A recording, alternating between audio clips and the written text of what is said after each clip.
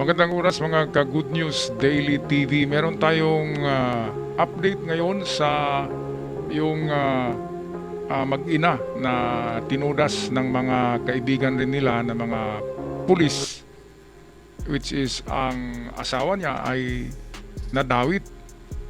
Kaya pulis ay tumiklo din ng kaibigan at kasamang pulis. Napaka talaga, hayop na mga yan, ng klaseng tao. At hindi lang yan yung bata ay dinamay pa yung 8 years old na walang kaalam-alam. Grabe, kaya ito nagsalita na ang parang accessories to the crime, yung nagligpit ng mga katawan, yung naglagay sa plastic, nagbalot sa plastic, nagtapon. Mismo ngayon ang nagtestimonya against sa talagang toong mga salarin.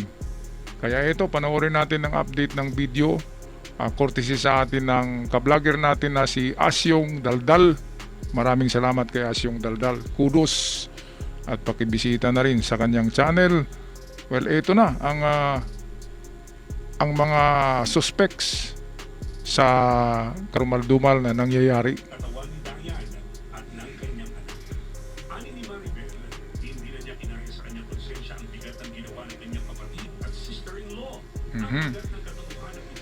Katawan ni Dayan at ng kanyang anak. Ani ni Maribel, hindi na niya kinaya sa kanyang konsensya ang bigat ng ginawa ng kanyang kapatid at sister-in-law. Ang bigat ng katotohanan ito ay umabot sa puntong kinailangan niyang sumuko sa mga otoridad. Pero ang mas nakakatakot pa, ayon sa judicial affidavit ni Gil Baldemoro Jr., si Maribel Umano ang dumagan sa dibdib ng bata, habang tinakpan naman ng ibang sospek ang mukha nito. At hindi lang yan, ito yung pinagagrabe talaga. Yung mag-asawa na bumaril dito sa biktima na policewoman ay meron palang 3 anak. 10 anyos yung pinakamatanda, 8 anyos at 6 anyos. 3 mga anak lahat nakakita ng nangyayari at isinama pa nila sa kotse. Kung saan ang kotse yun ang kinargahan ng mga katawan. Kaya hindi natin sabihin na kung anong katawan, baka maano tayo.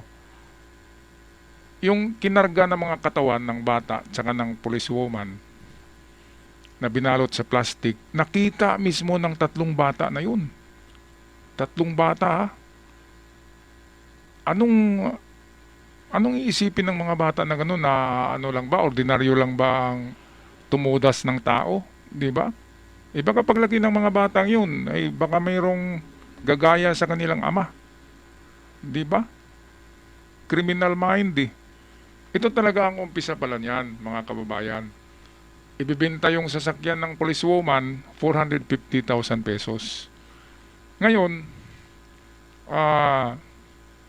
dahil yung sasakyan na yun ay pangalan pala yun ng lalaki. At hiwalay na to, nag-aawayan. Yung asawa ay pangalan yung sasakyan na binenta. Pero actually, ang nag-install noon ay ang babae. Kaya binenta niya, pero ang pangalan ay sa lalaki. Ang pinagbintahan ay inaanak niya sa kasal. Inaanak niya ay talagang mga kaibigan yun ng mga pulis. Itong policewoman. Ngayon, nasayangan siguro sa 450,000. Pagkatapos ibigay yung 450,000 ay binaril daw sa ulo. Tapos kinuha uli yung 450,000 pesos na pambayad sana doon sa sasakyan. Di ba? Anong klaseng utak yan? Parang hinold up pala nila, parang pinapunta lang sa bahay para ihatid yung sasakyan. Tapos pag nabigay na yung 450,000 ay babawiin uli. Siguro hindi ibinigay ng policewoman, kaya binaril sa ulo. So yun lang talaga yung noon, walang galitan, wala silang problema, walang awayan. Talagang doon lang sa 450,000 na nasayangan itong mga estapador pala to napakarami palang kaso yung bumaril na mag-asawa. Ang daming kaso na estapa. Kaya mga scammer pala yun, mga estapador. Ay nako. Yung grabe talaga yung mga bata na 3 bata na anak nitong bumaril na sinabihan na magbakasyon muna tayo sa Baguio, sakay na kayo. Pero sa likuran ng sasakyan nandun yung 2 katawan. Tapos nakita pa ng mga bata nang itapon doon sa sa bandang Tarlac at yung isa saan ba yun na lugar. Pinaghiwalay nila eh.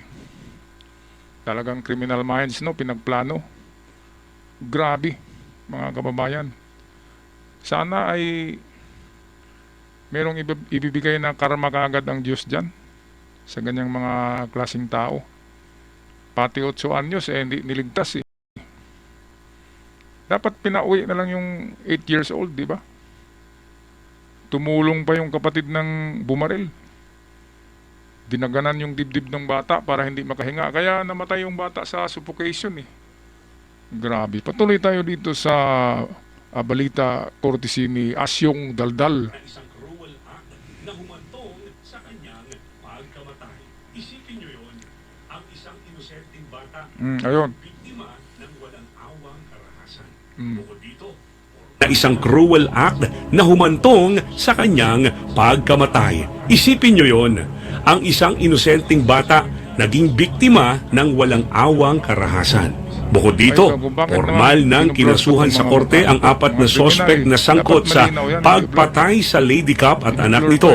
Ang mga sospek na kinasuhan ng 2 counts ng robbery with homicide. Ito, basahin nyo na lang kung hindi malabong mga mata nyo, mga ka-good news. Ito yung mga salarin. Ng Quezon City Police District Criminal Investigation and Detection Unit ay sina Pia Katrina Panganiban, isang sales agent. Ang mister nitong dating police na si Christian ng Quezon City Police District Criminal Investigation and Detection Unit ay sina Pia Katrina Panganiban, isang sales agent.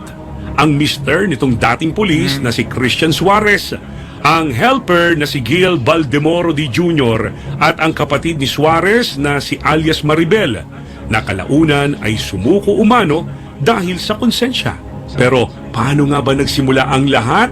Ayon sa investigasyon, si Gil Baldemoro D. Jr. mismo ang tumuro kina Panganiban at sa mister nitong si Suarez bilang mastermind sa krimen. Sa kanyang salaysay, isiniwalat ni Baldemoro na ipinatawag siya ng mag-asawa noong gabi ng January 16. Yung mag-asawa na bumaril. Ayan.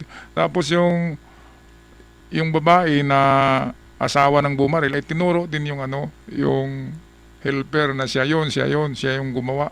Ay talagang mga tarantado Nagkipagturuan pa eh. Huwag na kayong magturuan dyan, pareho kayong sangkot dyan.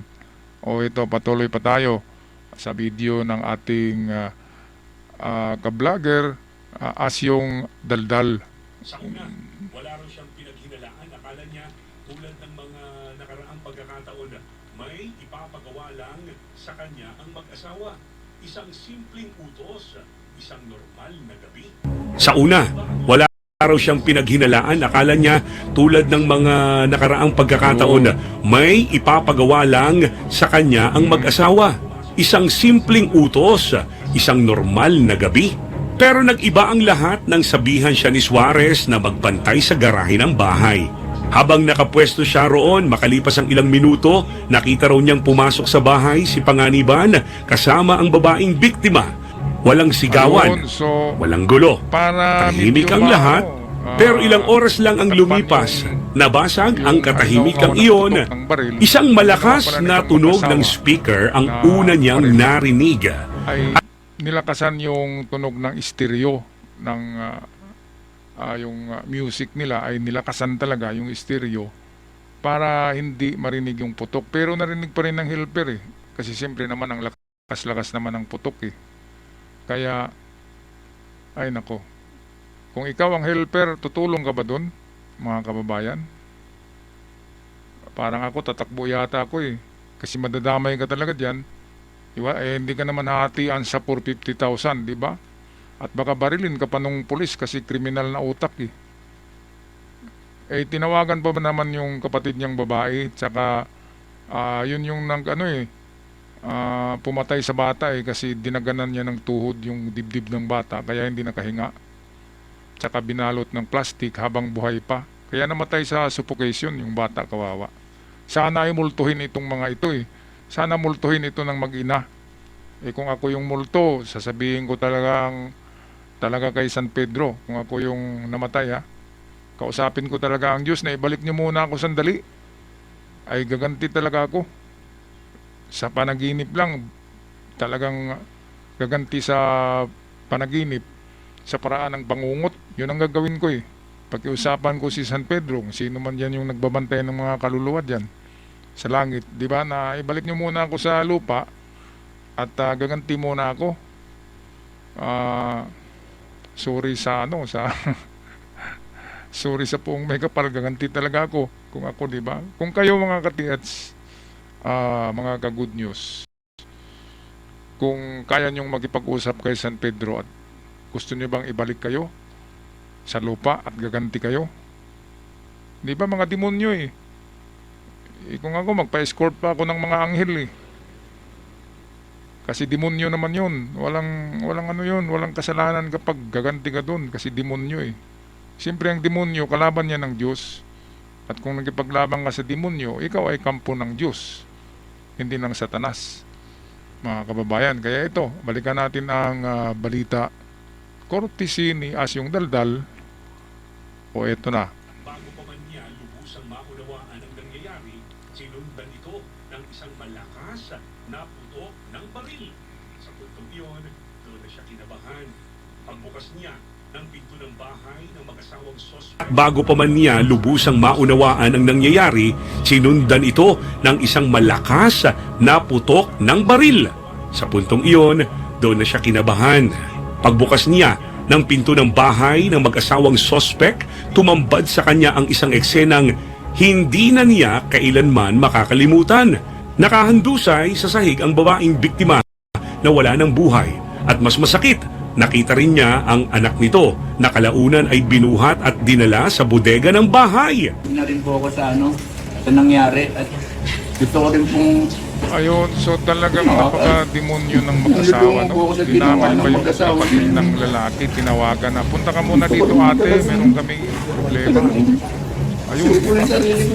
Tapos, yung ate naman, criminal mind din, ay tinuhod yung dibdib ng bata, kaya namatay. At itong katulong naman, siyempre, accessories to the crime, kasi siya yung nagbalot, siya yung nagligpit. Ay hindi naligpit ng maganda yung mga dugo, nagkalat po yung mga dugo doon sa lababo, doon sa sahig, kaya tuloy na di ba, na forensic at nalaman na doon talaga na bahay namatay ang policewoman na yun. Kaya ito, wala talagang case closed na to kasi mismo ang tagaligpit, itong katulong na ang nagturo sa mag-asawa na sila talaga yun, tsaka yung kapatid accessory to the crime. Kaya sa tingin ko itong katulong ay konti lang ang nito kasi inutusan lang siya, tsaka natakot naman siya, baka barilin siya, kaya niligpit niya. Siguro makulong tong katulong ng mga 3 taon lang, pero yung 3, di ba, ewan ko kung kasama yung asawa kasi sabi ni DILG Secretary Remulla na mukhang kasama ang asawa nito dahil hindi nga umiyak at saka nag-aaway sila 3 years nang hiwalay at walang remorse, hindi man lang umiyak, hindi man lang nagalit, di ba, sa ginawa sa kanyang anak. Yung asawa naman ay hiwalay, pero doon sa anak nila yun dapat magagalit ka sa ginawa ng mga kakilala mo rin ng kapulisan pulis, matulis. Kaya sa mga pulis dyan na mabait, naku, wag talaga niyong gawin ang mga katulad nito. Tumayo kayo, tumindig kayo sa kung ano ang ano niyo sa katungkulan niyo. Yung nagpi-pledge kayo, di ba? To protect, to serve the citizens. Yun yung directives ng PNP. To protect and serve the citizens of the Philippines. Alright, so ako magpaalam na mga Good News Daily TV. Maraming salamat at huwag kalimutan mag-subscribe sa mga bago pa lamang. Hanggang sa muli, paalam at ingat ang lahat.